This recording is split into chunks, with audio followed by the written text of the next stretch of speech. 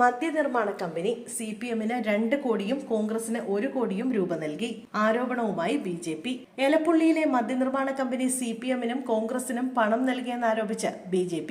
CPM Palakkad ജില്ലാ കമ്മിറ്റിക്ക് 2 കോടി രൂപയും കോൺഗ്രസിന് 1 കോടി രൂപയുമാണ് നൽകിയതെന്ന് BJP സംസ്ഥാന ജനറൽ സെക്രട്ടറി C കൃഷ്ണകുമാർ ആരോപിച്ചു. പുതുശ്ശേരി മുൻ CPM ഏരിയ സെക്രട്ടറിക്ക് ആഡംബര കാർ നൽകി.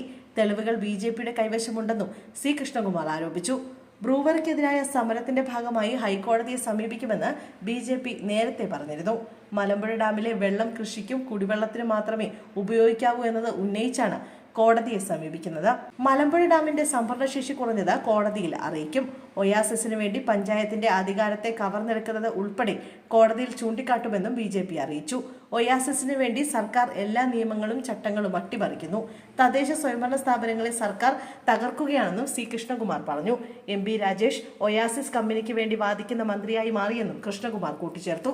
അതേസമയം ഒയാസിസ് കമ്പനിയിൽ നിന്നും CPM കൈക്കൂലി വാങ്ങിയെന്ന് ആരോപണമുന്നയിച്ച BJP നേതാവ് C കൃഷ്ണകുമാറിന്റെ മനോനില പരിശോധിക്കണമെന്ന് CPM പാലക്കാട് ജില്ലാ സെക്രട്ടറി EN സുരേഷ് ബാബു പറഞ്ഞു.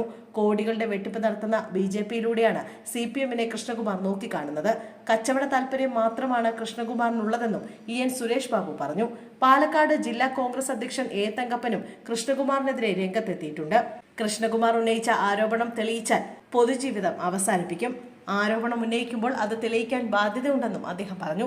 അദ്ദേഹത്തിന്റെ കൈവശം തെളിവുകളില്ല. ആരോപണം ഉന്നയിക്കുമ്പോൾ അത് തെളിയിക്കാൻ ബാധ്യതയുണ്ട്. ആരോപണം തെളിയിച്ചില്ലെങ്കിൽ നിയമ നടപടി സ്വീകരിക്കുമെന്നും A തങ്കപ്പൻ പറഞ്ഞു.